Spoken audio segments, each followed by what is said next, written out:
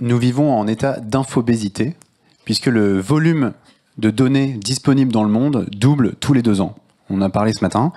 Cette inflation, elle est également valable pour les informations liées aux entreprises, les données d'activité, les informations sur la chaîne de valeur, sur les fournisseurs, et aussi sur les données qui permettent d'analyser les risques climatiques. Et pourtant, on voit bien qu'avec ce volume, il est difficile pour les entreprises de naviguer dans cet océan de données pour mettre à profit cette donnée, pour comprendre son exposition et le risque climatique pour l'entreprise. Donc je suis Maxence Finot, je suis responsable des activités de conseil chez South Pole France, un cabinet spécialisé sur les sujets environnement et climat, et je suis accompagné de Benoît Guillot, CTO chez Climada Technologies, une entreprise spécialisée dans la donnée et la modélisation climatique.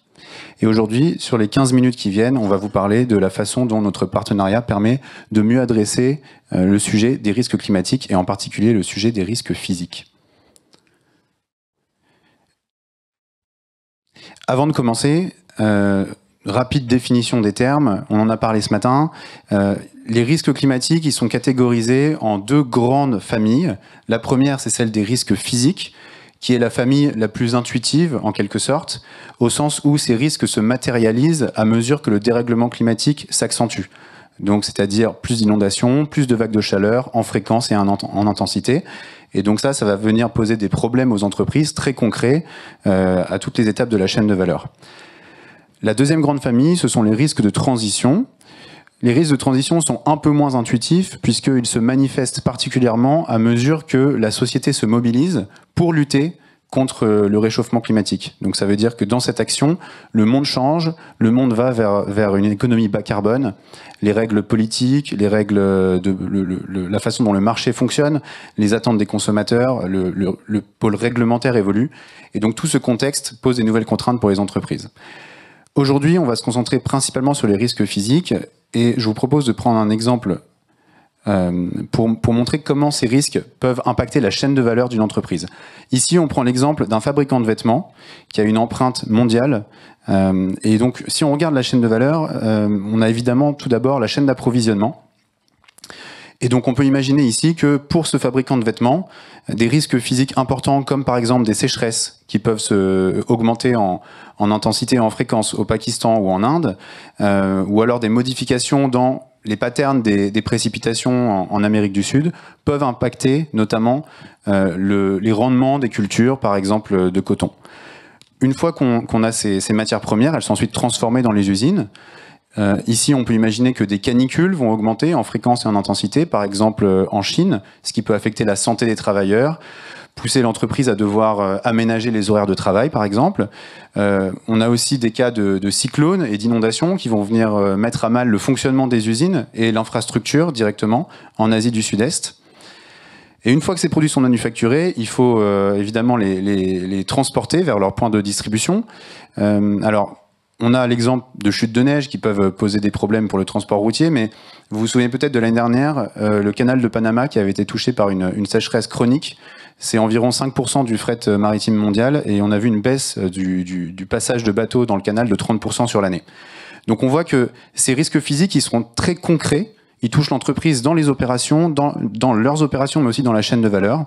Et par-dessus se rajoute tout le narratif autour des risques de transition qui se manifestent ici, par exemple, par le sujet du prix du carbone, qui va causer une augmentation du coût de toutes les activités pour tous les acteurs de la chaîne de valeur, dès lors qu'elles sont intensives en carbone.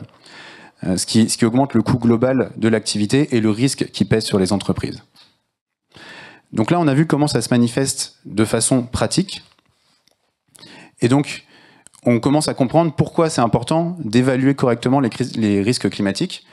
L'une des premières raisons, on a entendu parler à l'instant de la CSRD, je pense que c'est pas la première ni la dernière fois qu'on va en entendre parler aujourd'hui.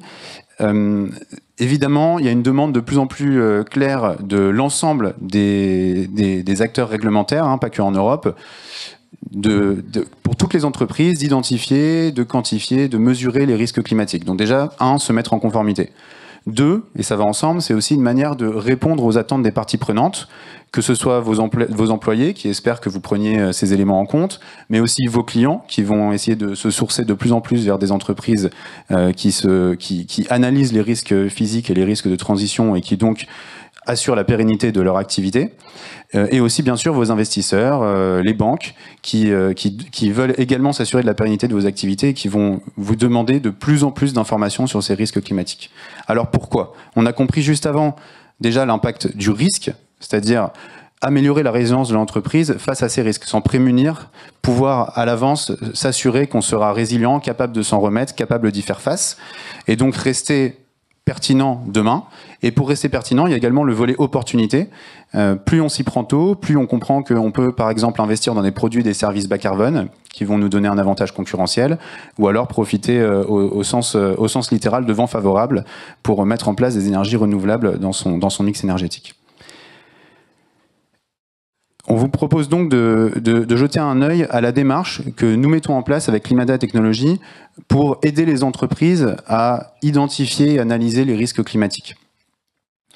C'est quatre grandes étapes, mais qu'il faut comprendre comme un entonnoir, c'est-à-dire qu'on commence par une identification de la liste longue des risques et opportunités climatiques pour s'assurer de ne rater aucun sujet. Donc on commence par lister tous ces sujets en partenariat avec nos clients pour identifier toutes les disruptions possibles dans les opérations de l'entreprise, mais aussi dans l'ensemble de la chaîne de valeur et chez les parties prenantes. L'étape 2, c'est celle de la priorisation, parce qu'on ne peut évidemment pas analyser en profondeur des centaines de risques.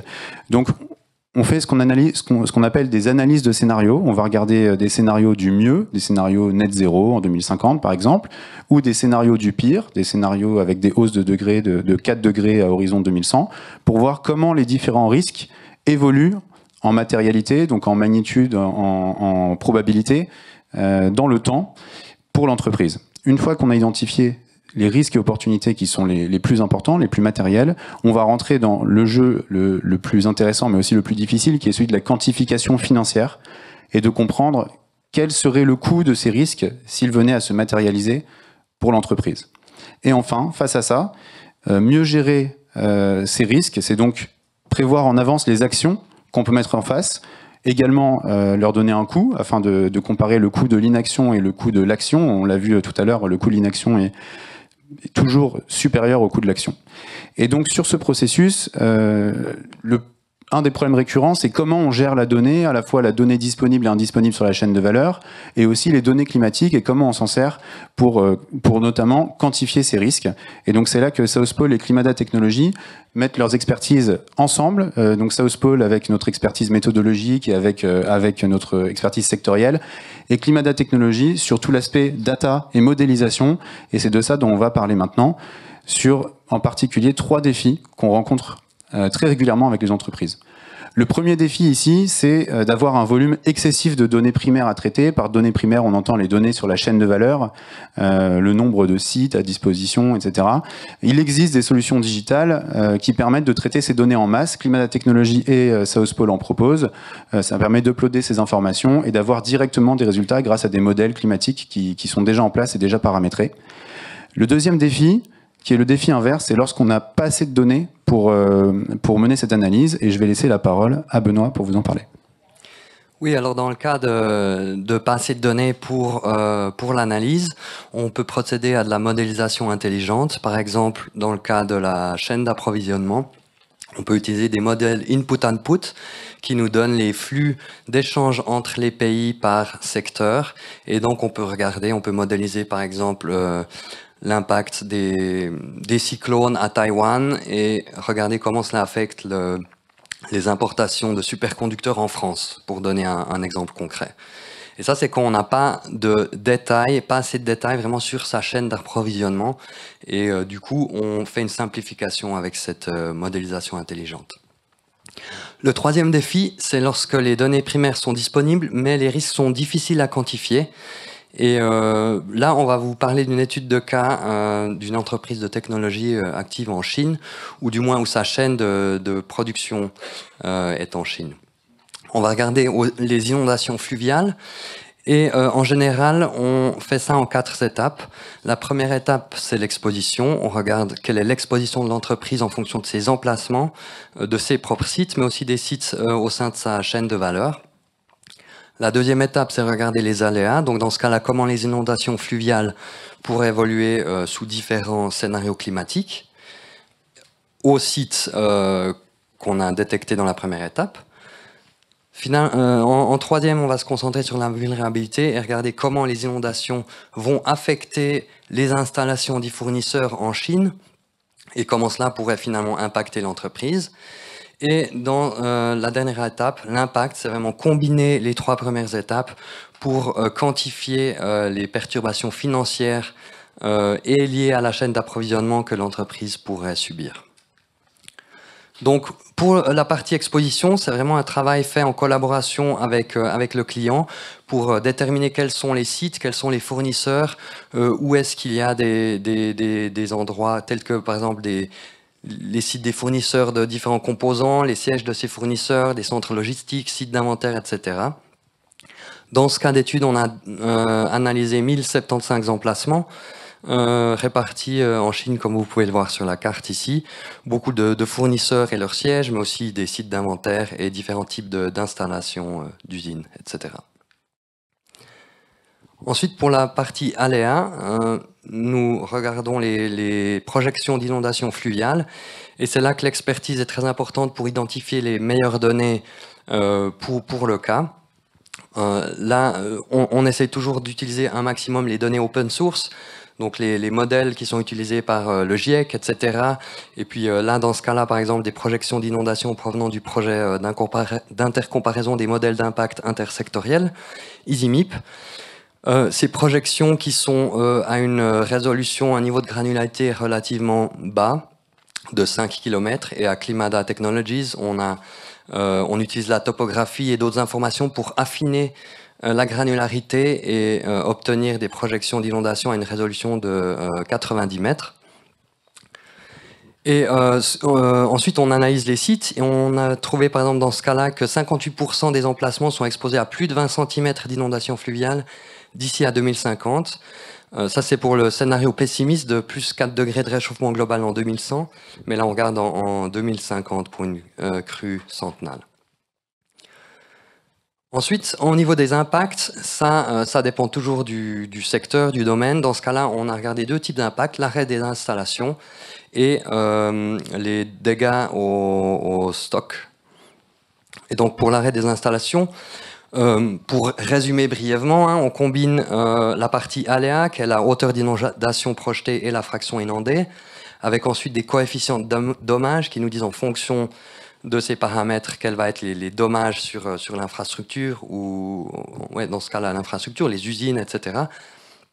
Et avec 2 scénarios de vulnérabilité, un scénario de vulnérabilité base qui va nous amener à un temps d'arrêt relativement faible, donc le scénario optimiste, et un scénario de vulnérabilité élevé qui va nous amener à un temps d'arrêt bien plus élevé.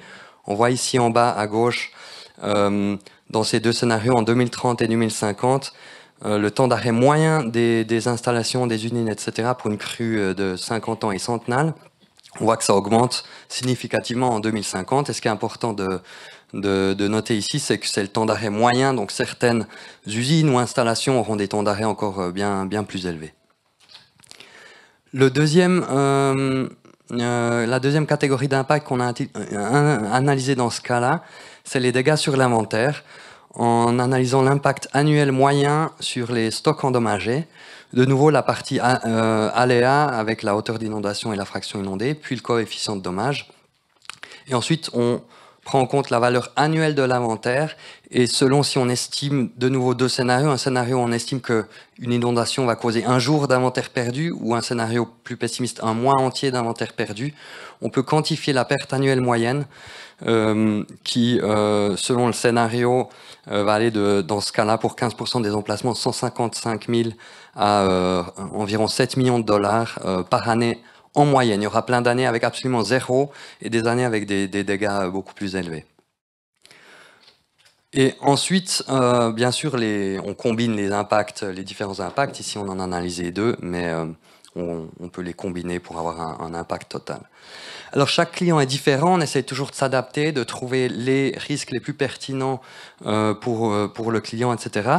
Mais il y a toujours ces quatre points pour résumer. C'est qu'on utilise un processus éprouvé avec South Pole pour aller vraiment du général au particulier en entonnoir. On obtient toujours une analyse cohérente et systématique des risques en utilisant des outils numériques, la data, etc. Et cette notion des données au bon niveau de granularité pour être pertinent. Et ce qui est important aussi, c'est une implication des parties prenantes pour collecter les données, pour faire des hypothèses de calcul, afin d'obtenir les résultats les meilleurs possibles. Et sur ce, je vous remercie de votre attention.